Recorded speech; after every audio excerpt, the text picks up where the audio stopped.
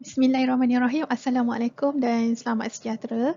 Rakaman ini dibuat untuk ulasan artikel bagi kursus pengurusan sumber manusia SKPR 6023.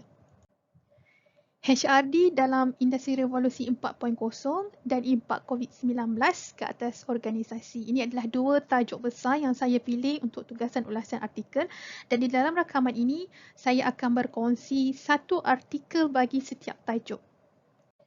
Baiklah, di bawah HRD IR 4.0, artikel yang saya pilih untuk diulas adalah digital transformasi, hubungan penerapan industri 4.0 dalam pengurusan kualiti menyeluruh ataupun TQM, Total Quality Management, terhadap prestasi operasi organisasi. Di mana artikel ini telah diterbitkan pada tahun 2022 di bawah RMTB, iaitu Research in Management of Technology and Business. Jadi, ulasan saya akan memfokuskan kepada 4 perkara, iaitu pengenalan, metodologi, keputusan dan juga sumbangan, dan akhir sekali adalah pandangan. So, kita terus kepada bab pertama ataupun bahagian pertama, iaitu pengenalan. So, di bawah bahagian pengenalan ini ada beberapa aspek yang disentuh, iaitu TQM, Total Quality Management, Industri Revolusi 4.0, TQM 4.0, industri pembuatan juga prestasi operasi. So first of all, apa itu TQM? TQM ni adalah cara berkesan untuk mengurus organisasi bagi mencapai objektif perniagaan melalui perancangan sistematik penambahbaikan berterusan. Manakala industri revolusi 4.0 ni pula dia merupakan satu penggunaan digital, di mana dalam artikel ini dia memfokuskan kepada sektor pembuatan, dan di dalam industri 4.0 tu dia ada dalam 8 atau 9 teknologi, dan daripada 8 atau 9 teknologi di bawah industri revolusi 4.0 tu terdapat 3 teknologi di bawah industri revolusi 4.0 yang diguna pakai untuk TQM 4.0, iaitu data besar ataupun big data, and then perkomputeran awan, cloud, dan juga IoT, iaitu Internet of Things. And then TQM 4.0 ni pula dia adalah pendigitalan pengurusan kualiti menyeluruh, iaitu adaptasi antara TQM manual TQM yang dah memang orang kata manual punya proses, and then diadaptasikan dengan teknologi IR 4.0 yang saya nyatakan tadi. Ada 3 teknologi dalam IR 4.0 yang diadaptasi dengan TQM yang akhirnya membentuk kita panggil TQM 4.0. Dan artikel ini memfokuskan kepada industri pembuatan, iaitu cuba mengadaptasi TQM 4.0 ini dalam sektor pembuatan, di mana industri pembuatan ini dia merupakan unit pengeluaran yang menghasilkan barang siap daripada bahan mentah. Dan prestasi operasi ini pula dia adalah I would say pemboleh ubah yang ada ataupun wujud di bawah TQM ini. Dan prestasi operasi ini merupakan pengurusan kemudahan dan hasil daripada individu, pasukan, entiti dan juga prosedur bagi menentukan pencapaian terbaik dalam sebuah organisasi. Jadi daripada situasi TQM sedia ada dan diadaptasi dengan IR 4.0 ini di dalam sektor pembuatan, jadi tujuan artikel ini ditulis ataupun dilaksanakan adalah untuk mengkaji hubungan antara TQM dan prestasi operasi. TQM tu adalah proses yang sedia ada tetapi cuba diadaptasi dengan kemajuan teknologi di bawah industri revolusi 4.0. Jadi wujudlah TQM 4.0 ini. Tapi di dalam TQM 4.0 ini dia ada pemboleh ubah ataupun kita panggil aspek elemen yang cuba ditambah baik dengan mengadaptasikan teknologi industri revolusi 4.0, di mana elemen-elemen ataupun aspek yang berada di bawah TQM 4.0 ini adalah pengawasan pintar SS yang menggunakan data besar, dan tujuan dia, fungsi dia adalah untuk membuat keputusan dan tindakan serta dapat mempengaruhi prestasi operasi. Dia more to kepimpinan. Maksudnya kat sini bila menggunakan kemahiran pengawasan pintar ini, so tiada lagi penggunaan manual, maksudnya observation ataupun penyeliaan dari sudut manual. Seterusnya adalah kawalan proses digital ataupun DPC, yang di mana elemen ini dia menggunakan pengkomputeran awan, cloud dan juga data besar, big data, yang mana tujuannya adalah untuk memantau dan juga menyelesaikan aliran kerja yang berkesan dan arahan yang tepat, dan dia membolehkan sistem dinamik berjalan dengan lebih selamat dan dapat mengendalikan proses kawalan dari jarak jarak jauh. At the same time dapat meminimumkan kesilapan dalam barisan pengeluaran dan juga dapat mengurangkan pembaziran. Elemen yang ketiga adalah rangkaian bekalan pintar ataupun SSC, di mana aspek ini dia menggunakan cloud, pengkomputeran awan dalam sistem pengurusan rantaian bekalan yang menjadikan proses bekalan atau sistem operasi itu lebih berkesan, dan dia mampu untuk menguruskan urusan pembuatan dengan lebih cekap dan responsif, selain boleh dijadikan sebagai alat perniagaan untuk proses pembuatan. Dan yang keempat, elemen yang keempat atau aspek yang keempat adalah keberkesanan peralatan keseluruhan masa nyata ataupun ROEE, yang mana tujuan dia adalah untuk menganalisis maklumat dengan menggunakan IoT, iaitu Internet of Things, ataupun data besar, yang tujuan dia adalah untuk menganalisis ataupun meramal keputusan perancangan sebelum sesuatu projek itu dilaksanakan atau dimulakan, dan at the same time dia membantu organisasi untuk membangunkan proses dan sistem untuk meningkatkan kualiti dan produktiviti, selain dapat mempengaruhi prestasi pembuatan. Okey, untuk kerangka konsep adalah seperti yang tertera di dalam slide ini, iaitu dia ada independent variable ataupun pemboleh ubah yang dimanipulasikan, dan juga dependent variable iaitu pemboleh ubah yang bertindak balas, di mana independent variable adalah total quality management yang terdiri daripada 4 aspek ataupun elemen yang telah dinyatakan tadi, manakala dependent variable pula adalah operation performance ataupun prestasi operasi yang terdiri daripada 4 elemen seperti yang tertera di slide. Okey, seterusnya adalah metodologi, di mana reka bentuk penyelidikan merupakan kes kajian penyelidikan ujian hipotesis dan merupakan penyelidikan kuantitatif, manakala kaedah pengumpulan data pula adalah menggunakan kaedah soal selidik tinjauan dalam dalam talian.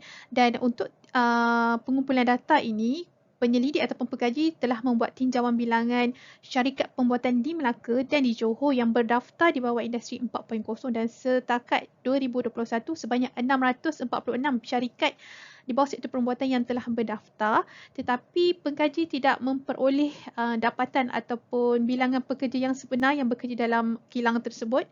Jadi pengkaji telah menganggarkan pekerja di bawah Jabatan Jaminan Kualiti QA dan juga Kawalan Kualiti QC di 30 syarikat di kedua-dua belah negeri ini bagi sektor pembuatan adalah seramai 250 orang. Dan memandangkan penyelidikan ini menggunakan sampel minimum yang menggunakan metod Krejci dan Morgan 1970. Jadi daripada 250 orang pekerja dalam jabatan QA dan QC, mereka hanya mengambil sebanyak 150 orang responden sahaja. Dari segi persampalan seperti yang dinyatakan tadi, fokus adalah sektor perbuatan di Melaka dan juga di Johor, dan populasi sasaran adalah pekerja di jabatan QA dan QC, dan kajian ini menggunakan teknik persampalan kebarangkalian dan juga teknik persampalan rawak mudah. Manakala dari segi instrumen pula, kajian ini terdiri daripada 3 instrumen, bahagian A, bahagian B dan juga bahagian C. Bahagian A demografi 9 item, bahagian B pula adalah tahap-tahap TQM dalam sektor pembuatan, dan bahagian C adalah prestasi operasi, di mana kombinasi antara item bahagian B dan bahagian C adalah sebanyak 38 item yang menggunakan skala Likert 7 mata. Dan kajian ini menggunakan analisis data, analisis deskriptif iaitu mean dan juga sisihan PRY, dan juga analisis inferensi iaitu korelasi, OGNT dan juga ANOVA. Okey, seterusnya adalah bahagian keputusan dan juga sumbangan kajian. Untuk analisis deskriptif iaitu tahap-tahap TQM 4.0, tahap paling tinggi dalam TQM 4.0 ni adalah DPC iaitu kawalan proses digital dengan nilai min 4.86 dan juga sisihan PRY 1.28, dan keadaan ini menggambarkan bahawa teknologi ini iaitu DPC ini merupakan teknologi yang paling biasa dalam amalan sektor pembuatan, dan dia sering digunakan untuk meningkatkan keberkesanan dan juga ketepatan. Manakala tahap kedua tertinggi adalah SSC iaitu rantaian bekalan pintar dengan nilai min 4.33, sisihan PRY 1.45, diikuti ROEE iaitu keberkesanan keseluruhan peralatan masa nyata ROEE dengan nilai min 4.28, sisihan PRY 1.69, dan paling rendah sekali adalah SS iaitu penyelian atau pengawalan pintar dengan nilai min 4.19 dan sisihan PRY 1.45, di mana keadaan ini menggambarkan bahawa sektor perbuatan ini dia masih bergantung kepada kaedah kepimpinan yang manual. Maksudnya masih bergantung kepada penyelia untuk membimbing pekerja, untuk penyelesaian masalah dan juga untuk pembuatan keputusan.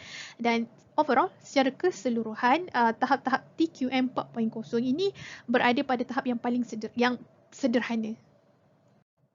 Seterusnya melihat kepada dapatan analisis korelasi iaitu hubungan antara TQM 4.0 dan juga prestasi operasi. Daripada dapatan kajian didapati bahawa nilai perkali korelasi TQM 4.0 ni dengan prestasi operasi ni mempunyai hubungan yang positif dan kuat iaitu dengan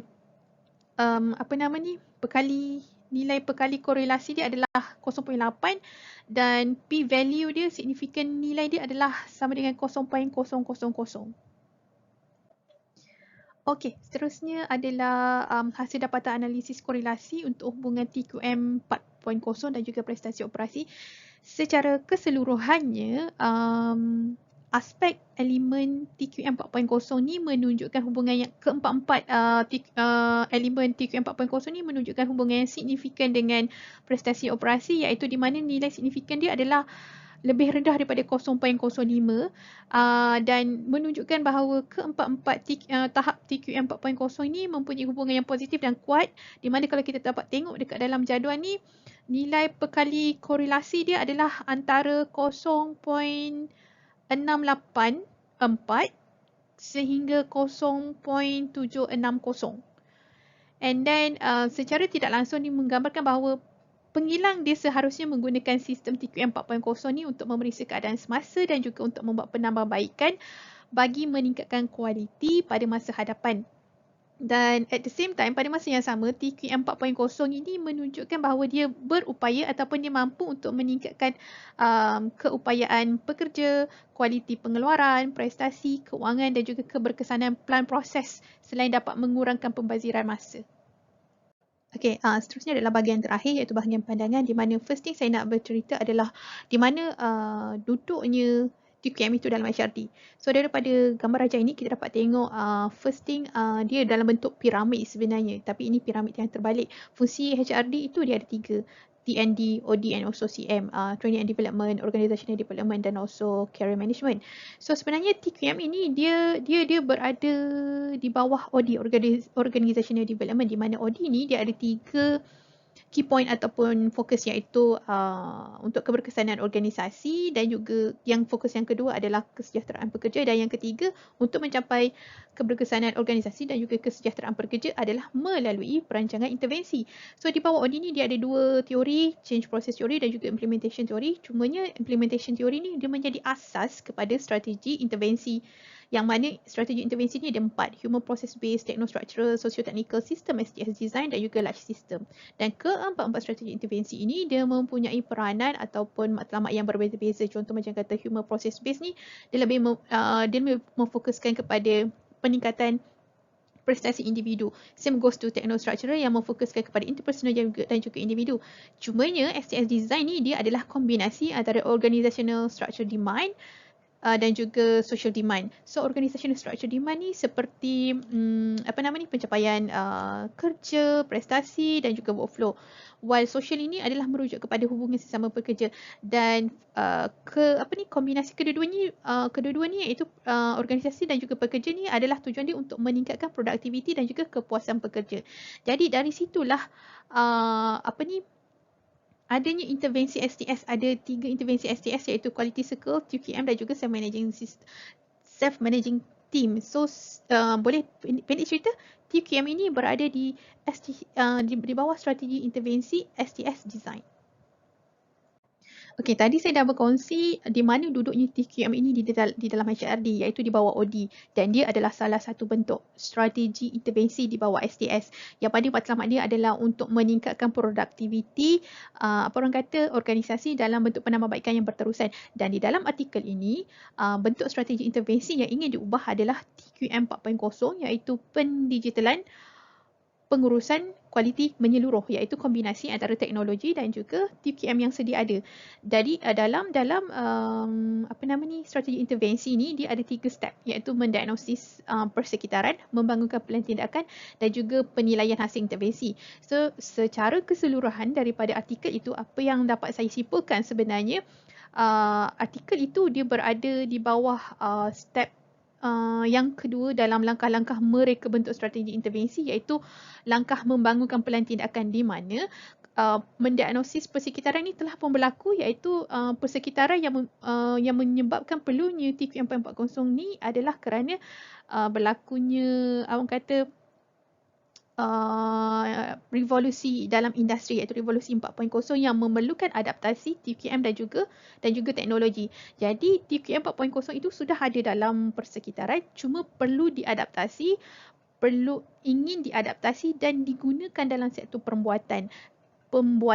So di mana artikel ini sebenarnya, kajian ini sebenarnya dia berada di bawah dalam proses membangunkan pelan tindakan untuk melihat sama ada boleh atau tidak boleh TQM 4.0 ini diaplikasikan, diimplementasikan dalam sektor pembuatan. So daripada kajian yang telah dilakukan ini menunjukkan bahawa ia adalah signifikan, maksudnya TQM 4.0 ini boleh diguna pakai dalam sektor pembuatan. So seterusnya adalah step yang ketiga, penilaian hasil intervensi. Itu maksudnya bertitik tolak daripada hasil kajian ini yang akan change agent, change community ataupun change manager yang akan menentukan sama ada untuk diaplikasikan ataupun sebagainya. Itu adalah peringkat yang ketiga.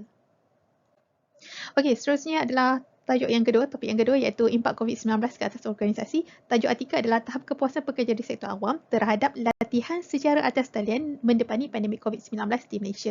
Artikel ini telah diterbitkan pada tahun 2021 di dalam Malaysia Journal of Social Science and Humanities. Sama seperti artikel yang tadi, kandungan perbincangan dalam artikel ini juga terdiri pada 4 bahagian, iaitu pengenalan metodologi, keputusan dan sebagainya kajian serta pandangan. Pandemik COVID-19 telah berlangsung selama 2 tahun bermula dari Disember 2019, yang di mana keadaan ini memaksa Kerajaan Malaysia mengumumkan Perintah Kawalan Pergerakan PKP, yang keadaan ini telah memberi satu implikasi yang sangat besar dalam landscape pekerjaan, di mana pekerja terpaksa memulakan norma baru, iaitu bekerja daripada rumah. Dan dari aspek perspektif organisasi pula, dia memberi satu kesan yang besar dalam fungsi organisasi. Contoh dari sudut dari aspek pengurusan latihan. So di mana pengurusan latihan ni menghadapi kesukaran dalam nak menyediakan latihan secara atas talian dari aspek kualiti, kuantiti, penyediaan modul latihan. Cabaran lainnya adalah dari segi capaian internet, suasana pembelajaran yang tidak kondusif dan juga topik latihan yang kurang berkaitan dan penganjur yang kurang mengaplikasikan teknologi yang baik. Ini adalah antara cabaran-cabaran yang berlaku yang wujud dalam pengurusan latihan sewaktu PKP, pandemik. Okey, jadi objektif kajian ini ada 3. Yang pertama, untuk mengenal pasti profil peserta latihan. Yang kedua, menganalisis tahap kepuasan peserta terhadap latihan secara atas talian. Dan yang ketiga adalah mencadangkan langkah penambahbaikan terhadap pengurusan latihan secara atas talian di sektor awam. Okey, sampel kajian adalah kaki tangan di Kementerian Pertahanan Malaysia yang telah menyertai latihan secara atas talian bermula daripada PKP, iaitu Mac 2020 sehingga PKPB, iaitu Oktober 2020. Dan kaedah pengumpulan data adalah secara pemerhatian, temu bual tidak rasmi dan juga borang soal selidik. Dan temu duga tidak rasmi ini dilakukan ke atas seorang pegawai cawangan latihan bahagian sumber manusia Kementerian Pertahanan, di mana hasil daripada dapatan interview mendapati bahawa peserta yang telah menghadiri latihan secara atas talian adalah seramai 400 orang, dan ini disokong dengan rekod kehadiran latihan-latihan atas talian yang telah dilaksanakan. Dan teknik persampelan adalah teknik persampelan bertujuan, dan pemilihan sampel adalah berdasarkan kepada formula Taro yang manis 1967, di mana saiz sampel itu berdasarkan kepada nisbah 0.5 yang mewakili aras keyakinan, iaitu 210 orang peserta. Dan analisis yang digunakan adalah analisis deskriptif frekuensi, iaitu peratusan, kekerapan, mean, analisis chi-square, cross tabulation dan juga analisis korelasi. Okey, analisis deskriptif profil peserta latihan mendapati peserta yang menyertai latihan secara atas talian ini dengan 37.1% menunjukkan bahawa mereka menyertai kerana ingin mencukupkan jumlah hari latihan sebagai syarat wajib dalam organisasi iaitu 7 hari setahun, selain kerana kegusaran mereka terhadap penularan wabak COVID-19 sekiranya dilakukan secara face to face. Dan kekerapan pula mendapati bahawa peserta ini kekerapan mereka menghadiri latihan ini adalah sebanyak 4 kali iaitu dengan peratusan 27.1% atas faktor talian yang mudah untuk diakses, pemilihan nama latihan yang bersesuaian dan menarik minat, and then mudah kerana diorang mengakses daripada rumah, dan penggunaan alat bantuan latihan seperti telefon pintar dan juga kesesuaian masa latihan atas talian yang fleksibel, which is mereka tidak perlu menunggu jurulatih sampai. Dan seterusnya adalah faktor penyertaan ulangan iaitu disebabkan oleh modul latihan yang bertepatan dengan skop kerja, isu terkini dan juga menarik, dan dengan peratusan yang tertinggi 4.01, faktor penyertaan ulangan itu disebabkan oleh latihan atas talian yang lebih interaktif. Dan seterusnya adalah kerana ilmu selepas latihan output dapat diaplikasikan dengan baik dan diikuti dengan faktor rakaman video latihan secara atas talian yang boleh diulang tayang, dan juga peserta sukarela untuk menimba ilmu baru untuk disumbangkan kepada organisasi dan juga dunia luar. Okay, seterusnya adalah analisis deskriptif bagi tahap kepuasan latihan secara atas talian. Kemudahan mengakses platform adalah tahap yang paling tinggi iaitu dengan nilai min 3.86, diikuti dengan pengiklanan dan info berkaitan latihan iaitu dengan nilai min 3.81, diikuti dengan kesesuaian modul latihan terhadap tugas 3.70, dan nilai yang antara yang paling rendah adalah penyampaian penceramah iaitu dengan nilai min 2.33, dan juga aktiviti lanjutan selepas latihan iaitu dengan nilai min 1.80, dan secara keseluruhan secara keseluruhan tahap kepuasan pekerja bagi latihan secara atas talian Kementerian Pertahanan Malaysia adalah berada pada tahap yang sederhana itu dengan nilai min 3. Okey, seterusnya adalah analisis cross tabulation and chi-square. So di mana didapati bahawa terdapat item-item yang mempunyai hubungan signifikan dengan pemberi ubah umur dan juga terhadap bidang tugas kerja, di mana item-item tersebut adalah alat bantuan latihan dengan nilai signifikan 0.03, lokasi peserta mengakses latihan dengan nilai signifikan 0.013, dan kesesuaian modul latihan atas talian dengan nilai signifikan 0.045. Manakala analisis korelasi pula dilaksanakan dengan tujuan untuk menganalisis kekuatan antara hubungan tahap kepuasan peserta latihan secara atas talian dalam menepani pandemik COVID-19 dengan faktor penyertaan ulangan peserta latihan secara atas talian, dan hasil mendapati bahawa terdapat hubungan yang signifikan bagi item-item yang dipilih, tetapi kekuatan antara korelasi adalah sederhana. Analisis menunjukkan bahawa tahap kepuasan peserta latihan secara atas talian berada pada tahap sederhana iaitu dengan nilai min 3, dan aktiviti lanjutan selepas tamat latihan, pemilihan penceramah berada pada nilai min yang paling rendah, dan apa yang dicadangkan oleh pengkaji adalah dengan memperbanyakkan penambahbaikan dari aspek strategi luaran kerana pengurusan dan penyediaan latihan semasa mendepani situasi COVID-19 ni belum mencapai tahap yang sepatutnya. Jadi antara suggestion ataupun cadangan adalah mengadakan aktiviti lanjutan selepas tamat latihan kerana signifikannya daripada markah kuis tu boleh digunakan sebagai rekod kedatangan. Dari aspek pemilihan penceramah pula perlu memilih penceramah yang mempunyai daya penyampaian yang menarik kerana dia memberi impak kepada penerimaan peserta terhadap ilmu. Seterusnya, penggunaan platform yang seragam dan khas ini juga perlu dikaji secara menyeluruh. Seterusnya adalah penyediaan bahan latihan secara atas talian perlu diberi lebih awal agar peserta dapat mengulang kaji kandungan, memperbanyakkan aktiviti perbincangan secara atas talian, menaik taraf peralatan komputer yang sedia ada di pejabat bagi mewujudkan suasana yang kondusif, dan juga menitik beratkan waktu latihan yang lebih kondusif ataupun lebih fleksibel dengan had masa maksimum 2 jam. Jadi cadangan-cadangan yang dinyatakan ini sebenarnya memberi memberi kesan yang signifikan terhadap tahap kepuasan pekerja yang mana secara tidak langsung akan mempengaruhi penyertaan ulangan daripada peserta. Okey, seterusnya adalah bahagian pandangan. So di mana apa yang boleh saya katakan, tahap kepuasan peserta latihan secara atas talian ini kita boleh bahagikan kepada dua strategi, iaitu strategi luaran dan juga strategi dalaman. Di mana tahap kepuasan untuk strategi luaran ini menunjukkan tahap yang tinggi, antara aspek yang menyumbang kepada tahap kepuasan yang tinggi untuk strategi luaran ini adalah kemudahan mengakses platform atas talian, modul yang bertepatan dengan skop kerja dan juga isu terkini dan menarik. Manakala tahap kepuasan bagi strategi dalaman pula berada pada tahap sederhana. Ini disumbangkan oleh faktor penyampaian penceramah yang statik dan juga kekurangan aktiviti lanjutan selepas slot latihan tamat. Jadi secara keseluruhan saya boleh katakan bahawa tahap kepuasan itu dia menunjukkan keberkesanan sesuatu latihan, dan keberkesanan sesuatu latihan ini dia adalah kombinasi antara analisis keperluan latihan, reka bentuk latihan, pelaksanaan latihan dan juga penilaian latihan. Okey, seperti yang saya katakan tadi, tahap kepuasan peserta latihan itu menggambarkan keberkesanan sesuatu latihan. Keberkesanan sesuatu latihan itu berlaku ataupun wujud semasa, sebelum dan juga selepas sesuatu program itu berlaku. So seperti yang dapat dilihat dalam slide ini adalah secara idealnya adalah model proses latihan dan juga HRD, di mana yang perkara pertama yang perlu dipertimbangkan adalah analisis ataupun penilaian keperluan latihan, tetapi dalam aspek ini tidak berlakunya analisis keperluan kerana ianya menjadi salah satu keperluan prestasi pekerja sektor awam, terutamanya Kementerian Pertahanan, untuk menghadiri sekurang-kurangnya 7 hari dalam setahun menghadiri program latihan. Dan program latihan itu tidak semestinya berkait rapat dengan tugas. Dia akan isu-isu semasa. Maksudnya program latihan yang berkait dengan isu semasa yang mereka boleh aplikasikan dalam kehidupan. Dan dari segi reka bentuk pula ada 6 perkara asas yang perlu dipertimbangkan semasa proses reka bentuk, iaitu menentukan objektif, menentukan rancangan pengajaran, membantu menyediakan bahan, memilih jurulatih, pemilihan kaedah teknik dan juga menentukan jadual program. Dan daripada ke-6 aspek ini, 3 daripadanya adalah apa yang dinyatakan tadi sebagai strategi luaran, iaitu membangun dan menyediakan bahan, pemilihan kaedah teknik dan menentukan jadual program.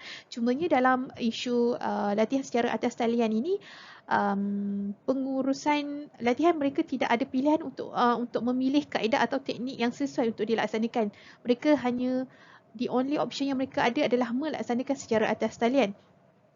Dan aspek yang lain dalam reka bentuk yang menjadi kelemahannya adalah pemilihan jurulatih, kerana seperti yang dicadangkan oleh pengkaji, pemilihan jurulatih ini perlulah dititik beratkan kerana jurulatih itu tidak semestinya perlulah seorang yang ada kepakaran dalam sesuatu bidang SME.